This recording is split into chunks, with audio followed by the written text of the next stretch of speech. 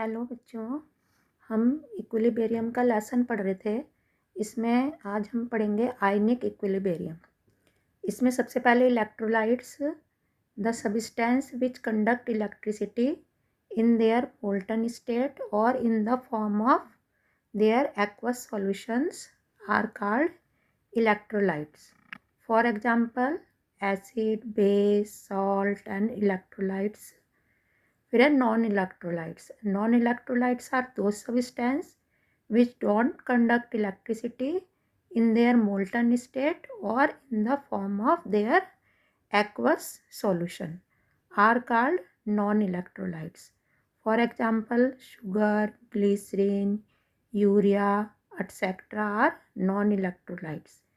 Electrolytes are divided into two classes: strong electrolytes and weak electrolytes. Strong electrolytes are those substances which ionize completely into ions in aqueous solution are called strong electrolytes. Example: hydrogen chloride, sulfuric acid, nitric acid, sodium hydroxide, potassium hydroxide, sodium chloride, potassium nitrate etc. are strong electrolytes. फिर then weak electrolytes, the substance which ionize to small extent in aqueous solution are called weak electrolytes. For example, acetic acid, ammonium hydroxide, ammonium carbonate, hydrogen cyanide, etc. are weak electrolytes. Then expressing the strength of an electrolyte. The strength of an electrolyte is expressed in terms of degree of ionization. The degree of ionization is the fraction of the total number of molecules which dissociate into a ion is called degree of dissociation or degree of ionization. Number of moles, degree of ionization is equal to number of moles dissociated upon total number of moles taken. अब एक strong electrolyte के लिए देखते हैं. For strong electrolyte alpha degree of ionisation is almost equal to 1 because strong electrolyte almost completely ionised. क्योंकि जो strong electrolytes होते हैं वो ऑलमोस्ट कम्प्लीटली आयोनाइज्ड जाते हैं, तो उसमें नंबर ऑफ मोल्स डिसोसिएटेड और total number of moles taken equal होते हैं. तो इसलिए जब उसको डिवाइड करते हैं तो वो इक्वल 1 आ जाता है. But for weak electrolyte degree of ionisation has a value smaller than 1 and it depend upon the extent of ionisation. क्योंकि वीक इलेक्ट्रोलाइट जो होते हैं उसमें number of moles of dissociated ions कम होते हैं, तो इसलिए उसकी वैल्यू डिग्री ऑफ आयोनाइजेशन की वैल्यू 1 से कम आती है. As strong electrolyte are completely ionised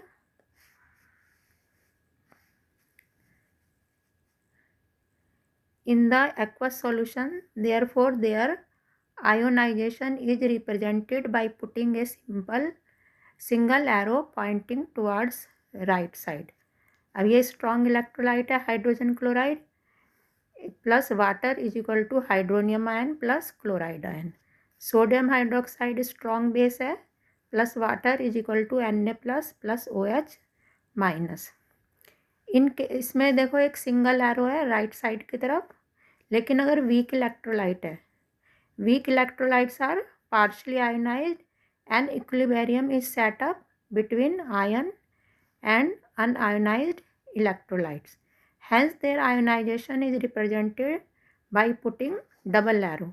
अब देखिए एसिटिक एसिड वीक इलेक्ट्रोलाइट होता है, इसकी वाटर के साथ रिएक्शन, तो इसमें एक तो एसीटेट आयन बन गया और एक हाइड्रोनियम आयन, और इसमें एरो देखो दोनों साइड दिखाया गया है.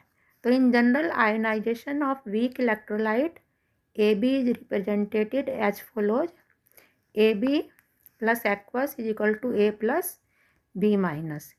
Applying the law of chemical equilibrium, the above equilibrium we get. अगर हम लॉ ऑफ एक्विलिब्रियम अप्लाई करते हैं तो KI is equal to AB upon molar concentration of AB upon AB। अब देखिए difference between dissociation and ionization, इन दोनों में क्या डिफरेंस है, डिसोसिएशन में और आयोनाइजेशन में क्या डिफरेंस है।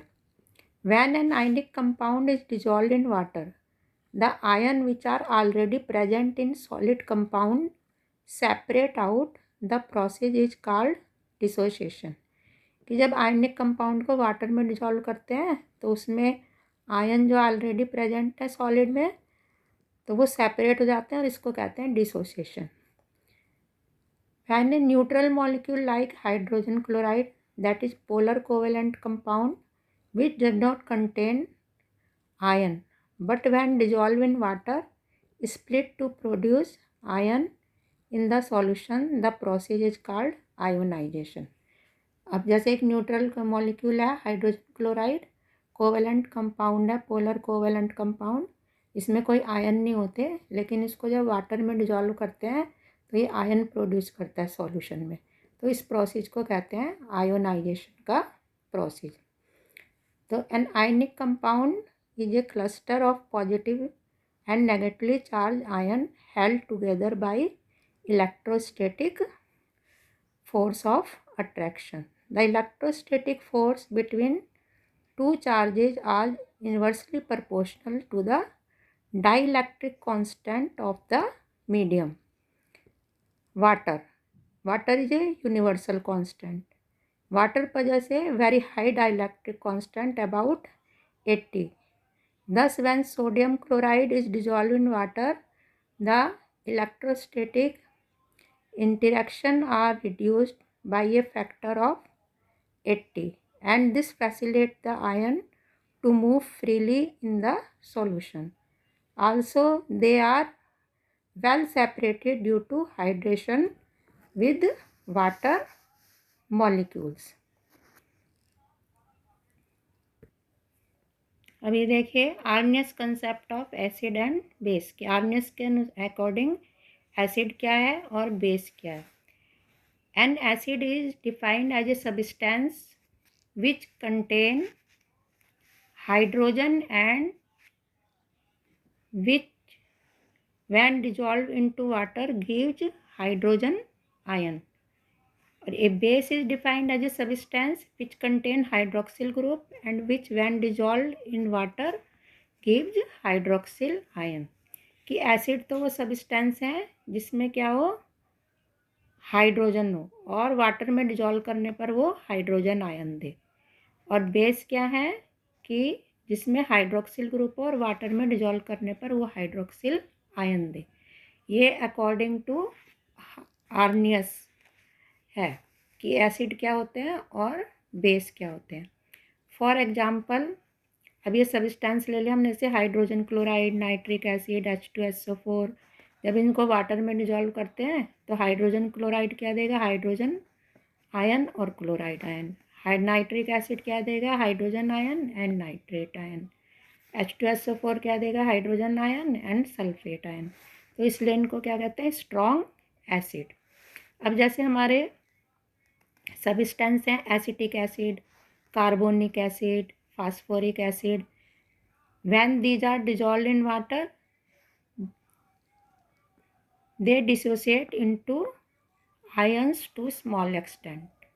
अब इसमें क्या बनेगा, एसीटेट आयन और hydrogen ion, hydrogen ion and carbonate ion, H3PO4 से hydrogen ion and phosphate ion. तो इसमें these are dissociate into ions to small extent, such acids are called weak acid। ठीक है। ऑन द अदर हैंड फिर basis के लिए जैसे sodium hydroxide है, सोडियम हाइड्रोक्साइड को वाटर में डिजॉल्व करते हैं तो sodium ion plus hydroxyl ion देता है। पोटेशियम हाइड्रोक्साइड को डिजॉल्व करते हैं तो पोटेशियम आयन और हाइड्रोक्सिल आयन देता है। लेकिन these are the strong base. लेकिन अब हम ये बेस लें, अमोनियम हाइड्रोक्साइड को वाटर में डिजॉल्व करते हैं तो it dissociate to small extent and give ammonium ion and hydroxyl ion. Calcium hydroxide को डिजोल्व करते हैं तो कैल्शियम आयन और हाइड्रोक्सिल आयन देता है। एल्युमिनियम हाइड्रोक्साइड को डिजोल्व करते हैं तो ये एल्युमिनियम आयन और हाइड्रोक्सिल आयन देते हैं। These are called weak base. ये तो आर्नियस के अकॉर्डिंग था। अब एक साइंटिस्ट हैं बॉन्स्टन लॉरी, उनके अकॉर्डिंग एसिड क्या है और बेस क्या है। According to Bronsted Lowry theory, acid is a substance that is capable of donating a hydrogen ion and base is a substance that is capable of accepting a hydrogen ion। कि acid तो वो substance है जिसमें capability है hydrogen ion को donate करने की, और बेस वो सब्सटेंस है जिसमें कैपेबिलिटी है हाइड्रोजन आयन को एक्सेप्ट करने की। So in short we can say acid are the proton donor and base are the proton acceptor। अब हम एक एग्जाम्पल कंसिडर करते हैं। Ammonia in water represented as following. Ammonia aqueous plus water liquid, reaction हुई और इससे बन गया अमोनियम आयन और हाइड्रोक्सिल आयन। तो यहाँ पर जो वाटर है, वाटर ने एक प्रोटॉन लूज करा और इससे हाइड्रोक्सिल आयन बन गया, और अमोनिया ने एक प्रोटॉन ऐड हो गया, इसमें अमोनियम आयन बन गया। तो ये बेस हो गया आपका, ये एसिड हो गया। ये इसका अमोनियम आयन कॉन्जुगेट एसिड कहलाएगा, और इस एसिड का ये हाइड्रोक्सिल आयन कॉन्जुगेट बेस कहलाएगा। तो the basic solution is form due to the presence of hydroxyl ion. In this reaction water molecule act as a proton donor and ammonium ion act as a proton acceptor। The base formed from an acid is called conjugate base, and simultaneously the acid formed from a base is called conjugate acid। तो thus the above example, hydroxyl ion is conjugate base and ammonium ion is conjugate acid। The pair of acid and base which are formed from each other by gain or loss of proton are called conjugate acid base pair। A conjugate pair of acid and base differ by proton only। केवल proton का difference होता है। अगर base है तो base plus hydrogen ion, that is conjugate acid. Acid है तो उसमें कॉन्जुगेट बेस, और इसने क्या करा, एक प्रोटॉन को निकाल दिया। तो these are contain substance, certain substance such as water, carbonate ion, bisulphate ion etcetera which are capable of donating as well as accepting the proton. This substance are called amphoteric substance.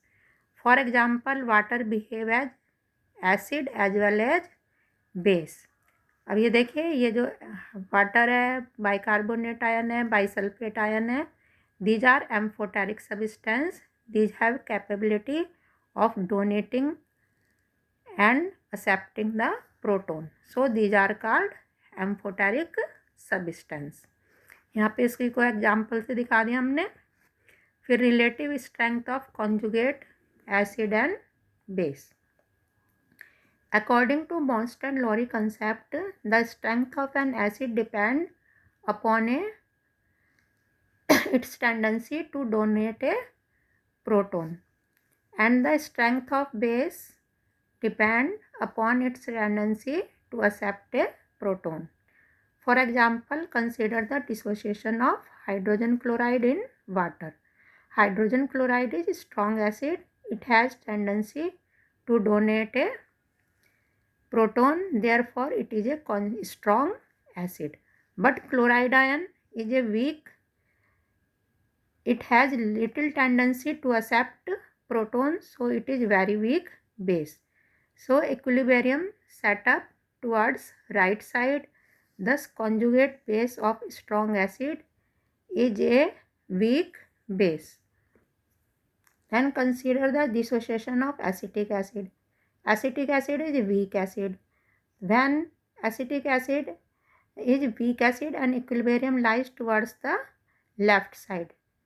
It indicates that acetate ion has a greater tendency to accept a proton, so it is a strong base.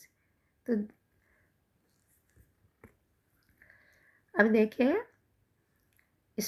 अब इससे सारे से क्या conclusion लिख रहा कि strong acid has week conjugate base and strong base has weak conjugated acid. Weak acid has strong conjugated base and weak base has strong conjugated acid. अब एक और साइंटिस्ट है Lewis. According to Lewis concept of acid and base. Lewis के according acid क्या है और base क्या है.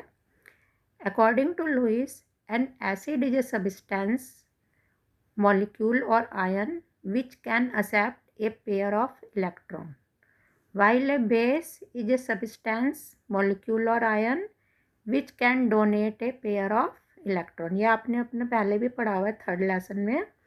जैसे हो गया Lewis acid plus Lewis base, ये प्रोडक्ट ए भी बना आपका. तो जो आपका लुइस बेस होगा, बेस के पास क्या होगा, one lone pair of electron होगा जो वो किसी को दे सकता है. तो in other word acid are electron pair acceptor and base are electron pair donor. अब देखिए Lewis base. According to Lewis concept following species can act as Lewis base. Lewis base कौन कौन सी स्पीसीज हो सकते हैं. एक तो neutral species having at least one lone pair of electron. Neutral species जिनके पास क्या हो, एक लोन पेयर ऑफ इलेक्ट्रॉन हो. जैसे अमोनिया है, अमोनिया के आउटर में नाइट्रोजन के आउटर मोस्ट में 5 इलेक्ट्रॉन्स होते हैं, उसमें से 3 ने तो हाइड्रोजन के साथ बॉन्डिंग बना ली और एक क्या रह गया इस पर, लोन पेयर ऑफ इलेक्ट्रॉन. ये देखो मैंने यहाँ पे बनाया हुआ भी है इसका स्ट्रक्चर. तो इसी तरह से NH2 के पास भी लोन पेयर ऑफ इलेक्ट्रॉन होता है और ROH के पास भी लोन पेयर ऑफ इलेक्ट्रॉन होता है. अब ये देखिए नेगेटिवली चार्ज स्पीसीज और एनायन. ये आपका cyanide ion, chloride ion, hydroxyl ion, ये सारे आपके क्या हैं, लुइस बेस. फिर Lewis acid. According to Lewis concept following species can act as a Lewis acid. जैसे BF3 है, boron try fluoride, AlCl3, FeCl3.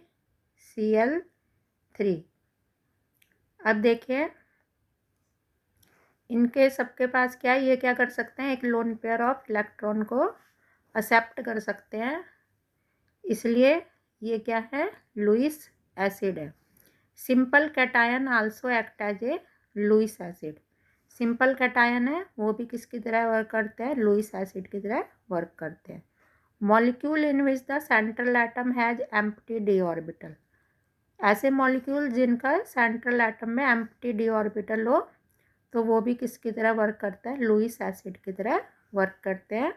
Due to the presence of empty d orbital the central atom in these molecule can expand their octet by accepting electron from other substance. Lewis base से means. तो molecules such as silicon tetrafluoride, tin tetrafluoride, phosphorus pentafluoride etc. act as Lewis acid. अब देखिए molecule in which atom of dissimilar electronegativity are joined by multiple bond. अब इसका example में आप देखिए जैसे कार्बन डाइऑक्साइड है, सल्फर डाइऑक्साइड है, ये भी किसकी तरह वर्क करता है, लुइस एसिड की तरह वर्क करते हैं. अब कार्बन डाइऑक्साइड के स्ट्रक्चर को देखिए, कार्बन का ऑक्सीजन के साथ डबल बॉन्ड बना हुआ है. तो जब किसी लुइस बेस का अटैक होता है इसके साथ तो इसका जो एक पाई इलेक्ट्रॉन है ये शिफ्ट हो जाता है ऑक्सीजन की तरफ. ठीक है, तो ये किसकी तरह वर्क करता है, आपका लुइस एसिड की तरह वर्क करता है.